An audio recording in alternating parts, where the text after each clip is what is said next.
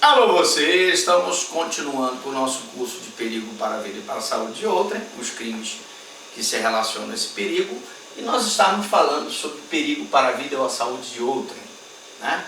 Justamente o crime cabeça desses outros crimes aí, porque ele tem praticamente o mesmo nome, já que o capítulo é periclitação da vida e da saúde de outrem.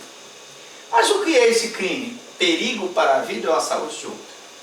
Repare que o tipo penal diz expor a vida ou a saúde de outrem a perigo direto e eminente. Expor a vida ou a saúde de outrem a perigo direto e iminente. Expor a vida é colocar a vida da pessoa em risco. Expor a vida da pessoa. Ou expor a saúde daquela pessoa. Não é só a vida. A perigo direto. Perigo direto é uma situação em que a pessoa está exposta diretamente a um perigo. E iminente significa que aquilo vai estar na iminência de acontecer. Muito bem. A pena aqui é de detenção de 3 meses a 1 ano, se o fato não constitui crime mais grave. Ora, se a pena é de detenção de 3 meses a 1 ano, pena máxima não superior a 2 anos, crime de menor potencial ofensivo. O que significa que esse crime vai ser apurado por termo circunstanciado de ocorrência, que é uma espécie de inquérito reduzido, e que vai ter uma audiência preliminar. Nessa audiência preliminar vai ter a possibilidade da composição civil entre o autor e a vítima. E também, não havendo composição civil, existe a possibilidade da transação penal, que é a proposta de pena não privativa de liberdade aplicada pelo Ministério Público ao autor daquela conduta. Professor, mas se não tiver composição civil nem transação penal, aí o Ministério Público oferece a denúncia oral. Bom, objetividade jurídica. O que é que o bem jurídico aqui visa proteger?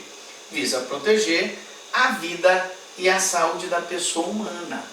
Porque, evidentemente, que o sujeito ativo, ele está expondo a vida daquela pessoa a um risco eminente, razão pela qual o direito penal protege a vida daquela pessoa.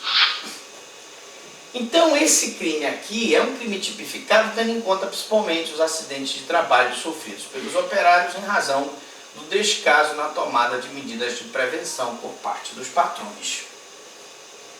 Muitos acidentes de trabalho ocorrem por conta de falta de prevenção nas empresas. Nós tivemos um caso lá em São Sebastião de uma fábrica de palmito em que a caldeira explodiu, lesionando 3 funcionários, um deles gravemente, quase perdeu a perna. E nós tivemos aí várias situações nesses mais de 22 anos de Ministério Público, como promotor de justiça, de vários casos que nós tomamos conhecimento de empregados que sofreram lesões corporais, que sofreram morte, que foram expostos a perigo por conta de práticas não recomendáveis. Mas também eu preciso dizer que a exposição de perigo aqui é ampla. Se eu, por exemplo, pego um barco, esse barco numa festividade vai me levar para uma cidade no interior, e esse barco está superlotado, acima da capacidade dele, eu vou ter então um perigo para a vida ou para a saúde de outra. Se o cidadão carrega os empregados dele numa boleia de um caminhão, atrás, sem segurança nenhuma, e um desses empregados, só o fato de ele estar carregando os empregados na boleia do caminhão, ele já está expondo perigo para a vida e para a saúde de outrem. Mas se um desses empregados venha a cair do caminhão, venha a se lesionar ou venha a falecer, eu vou então ter o resultado naturalístico desse crime aqui. que não exige resultado naturalístico, porque nós já explicamos que esses crimes são formais. Então eu estou dando vários exemplos de periclitação da vida e da saúde de outrem para que você entenda. Por exemplo, então vamos lá, para os exemplos. Transporte de boias frias em caminhões desprovidos de segurança. Imagine o boia fria sendo transportado num caminhão. Só o fato dele estar sendo transportado já caracteriza o crime.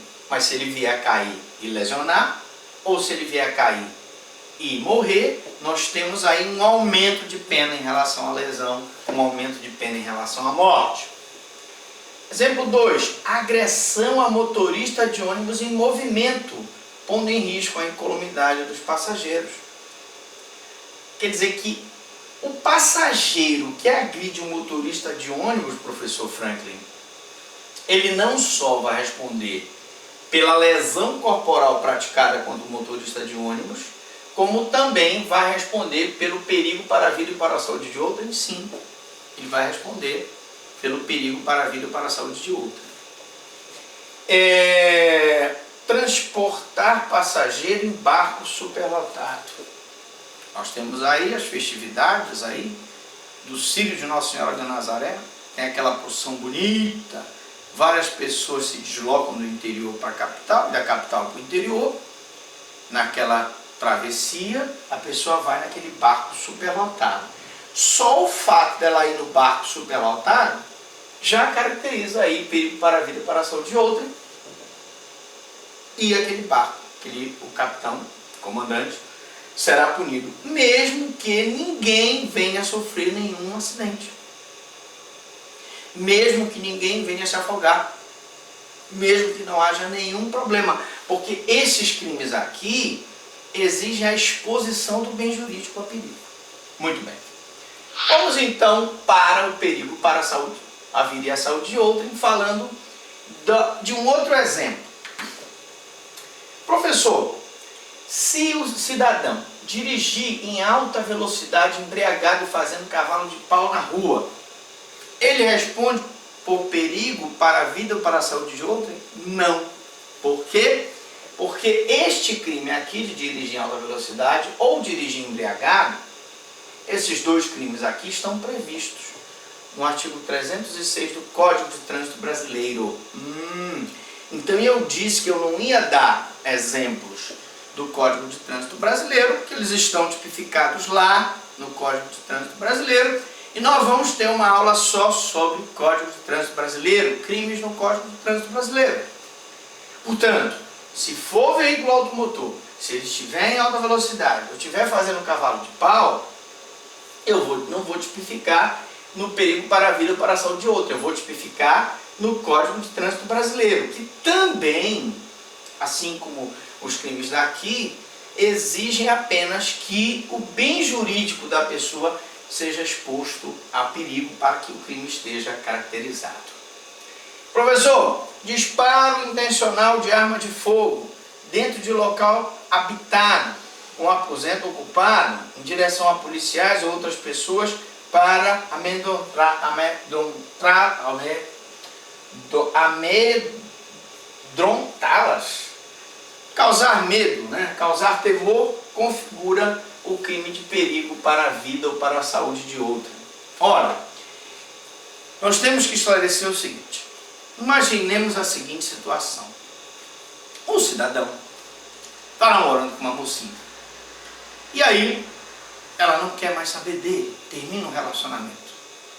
E ele, com raiva, preste bem atenção, ele vai na sala dela, na sala de aula, com várias pessoas lá, e ele dispara intencionalmente a arma de fogo, pá, perto da cabeça dela na parede. Se a intenção dele era amedrontá-la,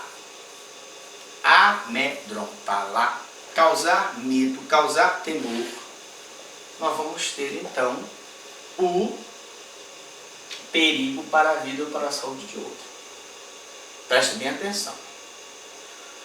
Se o disparo Está havendo, por exemplo, a prática de um tumulto, um saque no supermercado. E vem um policial e dispara uma arma de fogo. Pá! Para cima, aí eu vou ter crime de disparo de arma de fogo no Estatuto do Desarmamento. Nós temos uma aula sobre o Estatuto do Desarmamento? Temos, está lá no playlist Penal 5, você vai lá e tudo que você queria saber sobre o Estatuto do Desarmamento, nunca teve coragem de perguntar, você verifica lá. Então, professor, quer dizer que se ele disparar o policial para cima num campo, nós vamos ter o disparo de arma de fogo tipificado no Estatuto do Desarmamento. E se ele vai na sala de aula? Voltamos ao caso do rapaz apaixonado. E com a intenção de matá-la, atira nela e dispara e acerta a parede, aí eu vou ter uma tentativa de homicídio. Então veja que são três coisas diferentes. Se ele dá o disparo perto da cabeça dela para amedrontá-la, é o perigo para a vida ou para a saúde de outro, porque foi em um local habitado com outros alunos, gerando perigo para a vida dela. Se o disparo em via pública para evitar um saque no supermercado, ou evitar a prática de um crime, o disparo dele vai caracterizar disparo de arma de fogo. E se ele vai na universidade, com a intenção de matá-la, dispara perto da cabeça dela, com a intenção de matá-la e erra, acerta a parede, eu vou ter uma tentativa de homicídio. Então significa, professor, que dependendo da conduta eu vou ter várias situações. Exatamente. Então a gente volta daqui a pouco, depois dos comerciais, falando do caso do Batomushi. Vocês lembram do caso do Batomushi?